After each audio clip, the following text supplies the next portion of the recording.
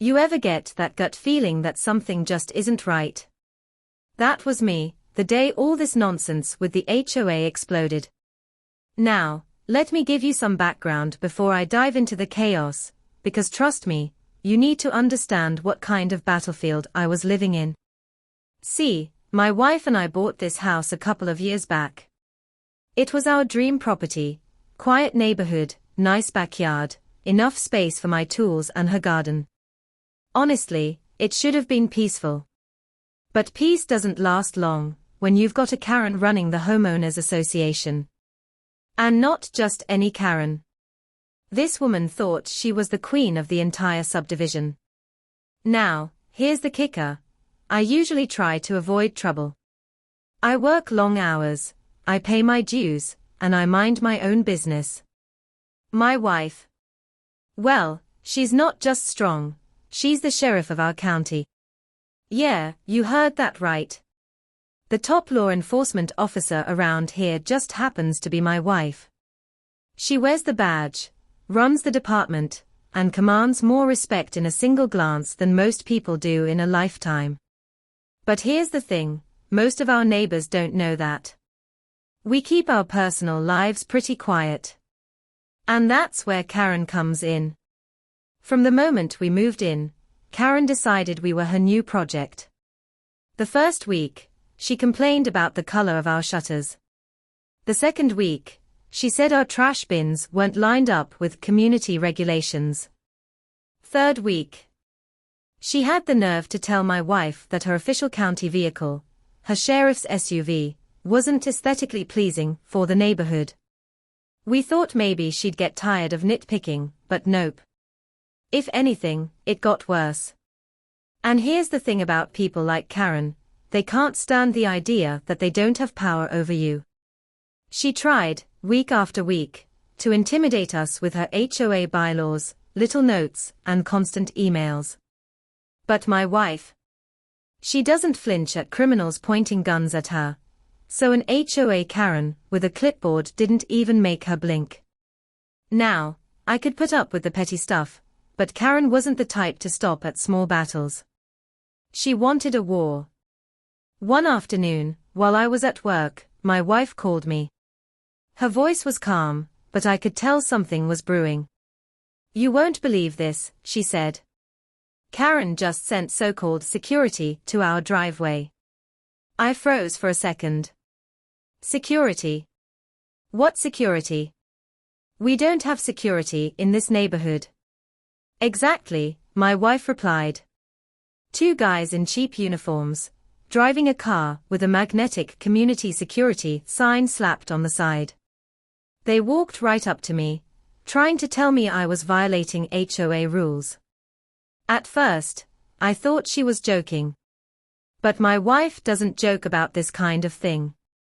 Apparently, Karen had hired, or more likely, pretended to hire, her own private security team to enforce her HOA power trip. Two men, clearly untrained, who thought barking orders at residents would make them look official. And here's the part Karen didn't know. My wife was standing there in her uniform, badge on her chest, sidearm on her hip, because she had just gotten home from a department meeting. These wannabe rent-a-cops had no idea they were trying to intimidate the actual sheriff. But instead of snapping back at them, my wife played it cool. She listened to their nonsense about our yard being non-compliant and how violations would result in fines. Then she asked a very simple question. Gentlemen, can you show me your credentials? That's when things started to unravel. The two guys glanced at each other. One muttered something about working directly for the HOA. The other pulled a laminated card out of his pocket. It looked like it had been printed at a mall kiosk.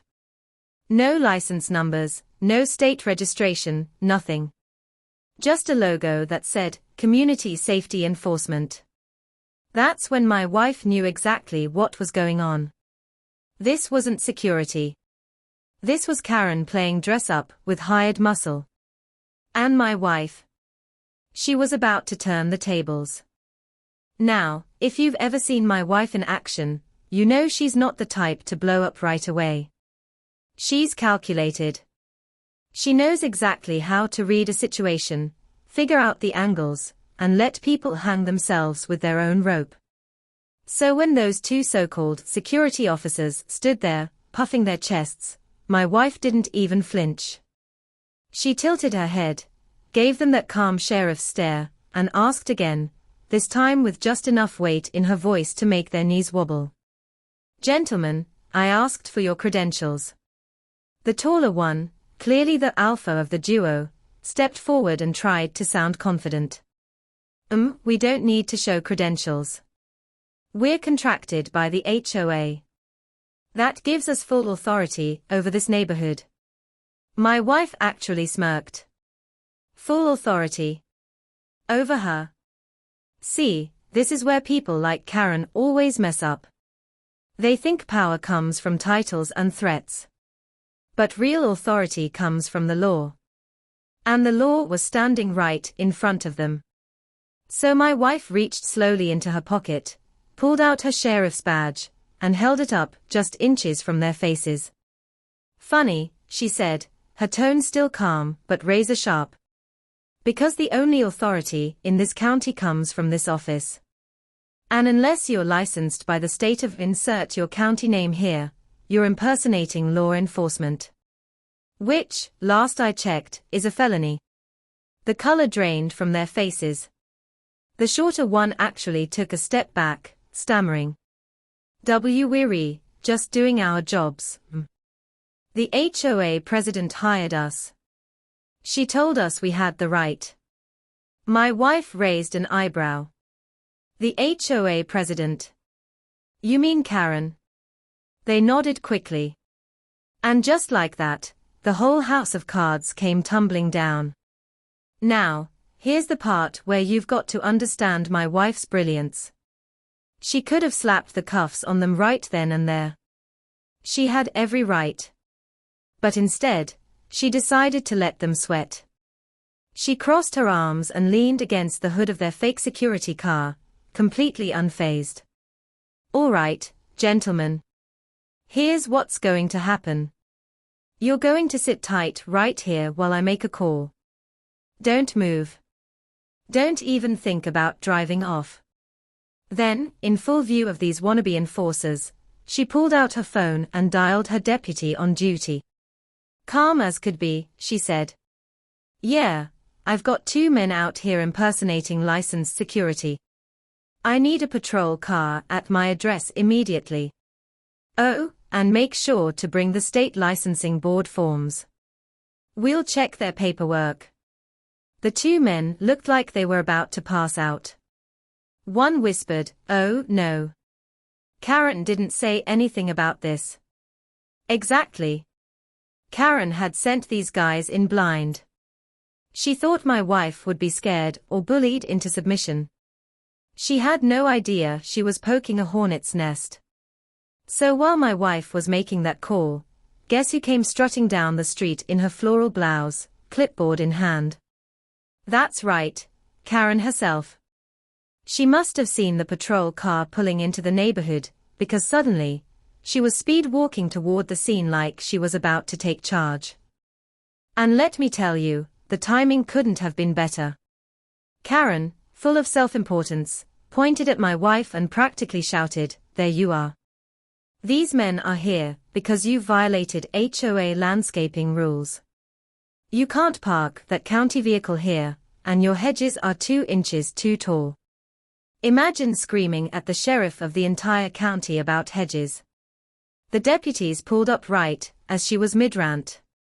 My wife didn't even say a word. She just stepped aside, let the 2 imposters stammer excuses, and let Karen dig her own grave. The deputy got out, glanced at my wife, then at Karen, then at the 2 fake security officers and said, "What's going on here, Sheriff?" Karen's jaw hit the floor. Sheriff. You could practically hear the gears grinding in her head, as she realized the woman she'd been harassing for months wasn't just some unruly resident. She was the sheriff. The one person in the county she couldn't boss around. But Karen. She wasn't done yet. Oh no, her ego wouldn't let her quit. She puffed up her chest, pointed at the deputies, and shouted, "I don't care who she is. I run this neighborhood, and these men are here to enforce my rules. She needs to comply or face the consequences." The deputy turned to my wife with the kind of look that said, "You want me to handle this?" And my wife? She just nodded. "Go ahead." That was the moment Karen's little empire started to crumble. Now, here's the thing about people like Karen. They don't back down. Even when the walls are crumbling around them, they double down and keep digging that hole deeper. And on this day, she dug herself into a canyon.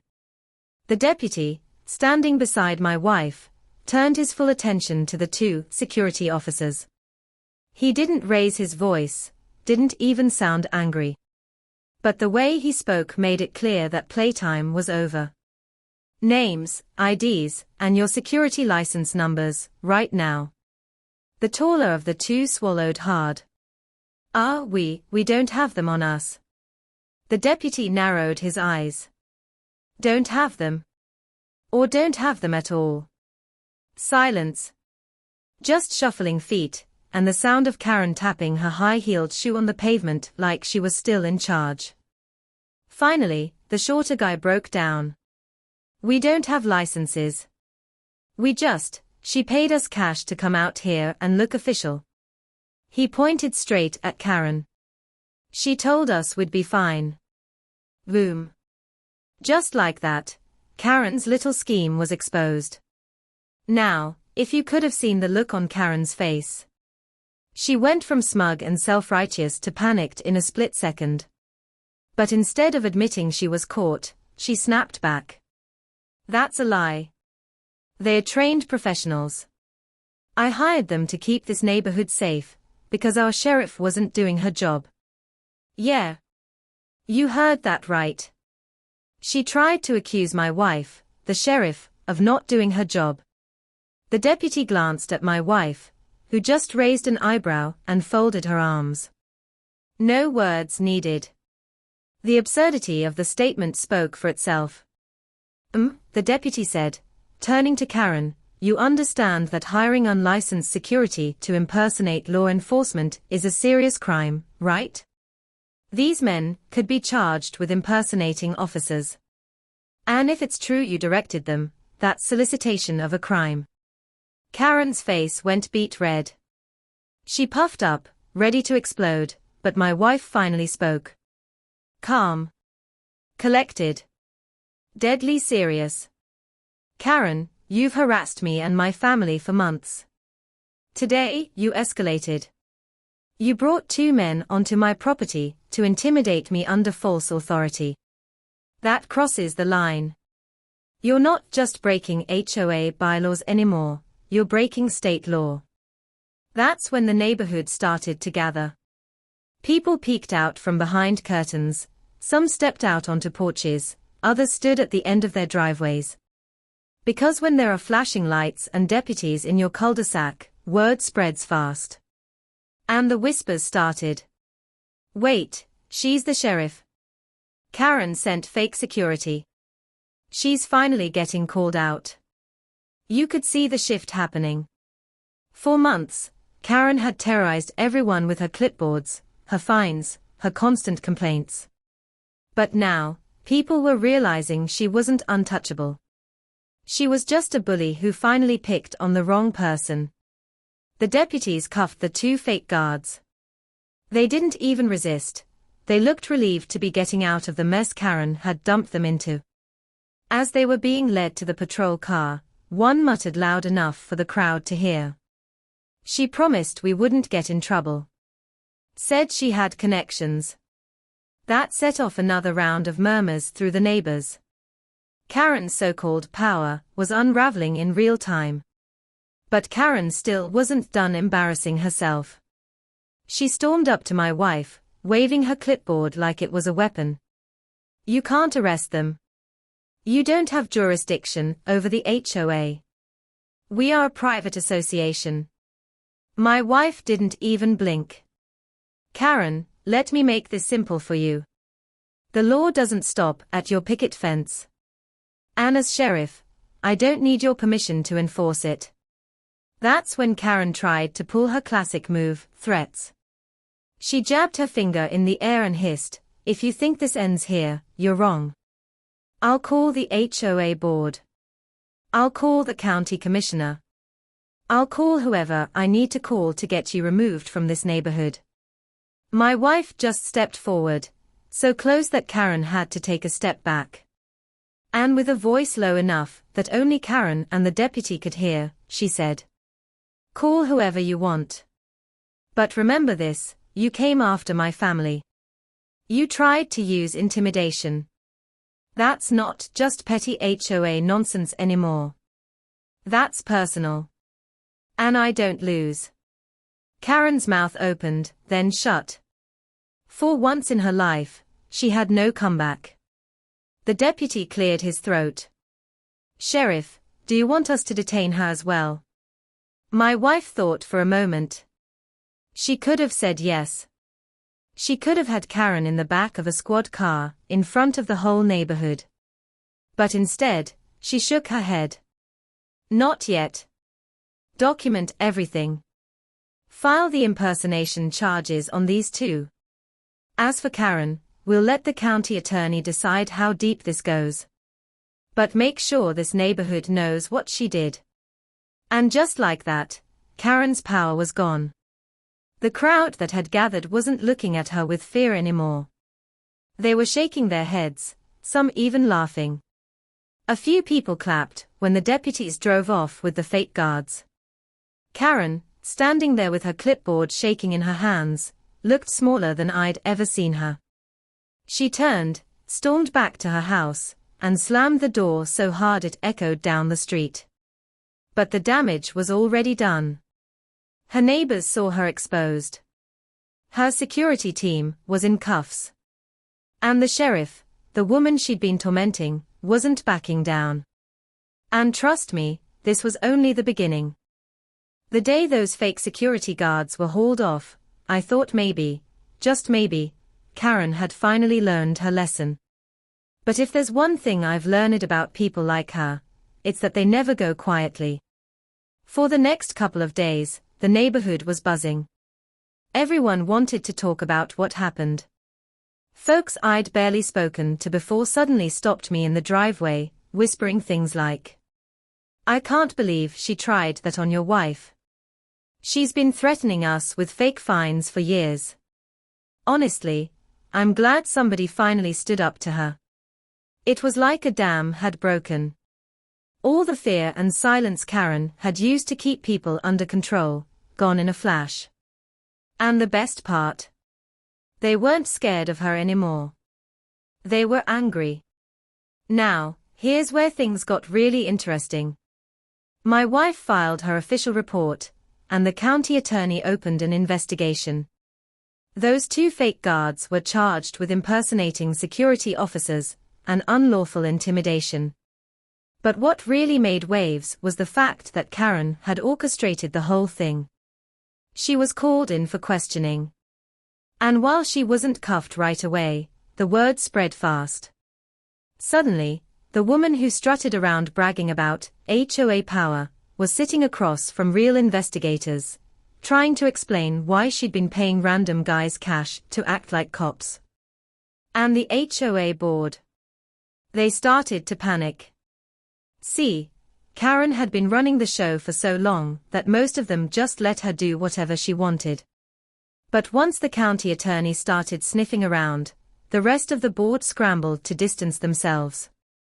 One by one, they released little statements. "We didn't authorize this. We had no idea she was hiring security. She acted alone." It was every man for himself, and Karen was left twisting in the wind. Meanwhile, my wife kept it professional. She didn't strut around bragging, didn't throw her title in anyone's face. She just went about her job. But in the neighborhood, she was a hero now. I'll never forget one afternoon, when we were walking our dog and an older couple waved us down. The husband said, "Sheriff, I just want to thank you. Karen fined us last year for planting the wrong kind of flowers. We were too scared to fight it. But seeing her finally get called out, that meant a lot. It wasn't just gratitude, it was relief. People finally felt free. But Karen, of course, couldn't handle losing. She tried one last desperate move. She called for an emergency HOA meeting. Flyers went out, emails were blasted, and she demanded that all residents attend to restore order to the community. Oh, we attended. The whole neighborhood did. The meeting was held in the community clubhouse. Normally, those things dragged on with half-empty chairs and Karen droning about lawn heights. But this time, packed house. People lined the walls.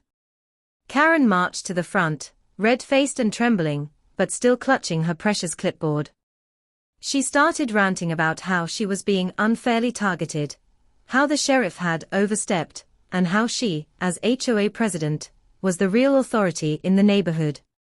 But instead of nodding along, people pushed back. One neighbor stood up. "Karen, you embarrassed us all. You brought criminals into our neighborhood." Another shouted, "You've been abusing your power for years. We're done." The room erupted. For the first time, Karen's voice was drowned out, not by silence, but by resistance. People weren't afraid anymore. Finally, the HOA board president, one of the guys who had always just gone along with her, stood up and cleared his throat. Effective immediately, "Karen, you are removed from this board. You are no longer authorized to represent this community." Gasps. Applause. And Karen. She lost it. She screamed, she stomped, she waved her clipboard like it was Excalibur. But nobody cared anymore. They'd seen behind the curtain. And the wizard of this little HOA kingdom was nothing but a bully with too much free time. She stormed out of the clubhouse, yelling about lawsuits and conspiracies, but it didn't matter. The neighborhood had moved on. In the weeks that followed, things changed. The HOA stopped nitpicking every detail. Neighbors started planting gardens, repainting shutters, even putting out decorations without fear of fines. The air felt lighter, like everyone could finally breathe. And my wife. She went back to being just my wife. Sure, everyone now knew she was the sheriff, but she didn't rub it in. She still waved at folks, still tended her garden, still kept her cruiser parked in the driveway where Karen once swore it violated community standards. As for Karen, word is, she put her house up for sale. Couldn't handle the fact that nobody bowed to her anymore. And honestly, good riddance. Looking back, it still amazes me how far she went. Fake security, intimidation, lies, all to try and scare us into line. But she didn't know who she was messing with. She thought she was bullying another neighbor. What she got instead was a sheriff who doesn't back down, and a community that finally stood up. So, if there's a lesson in all of this, it's simple. Bullies only have power when people let them. And when the law, and a whole neighborhood, pushes back. Karen never stood a chance.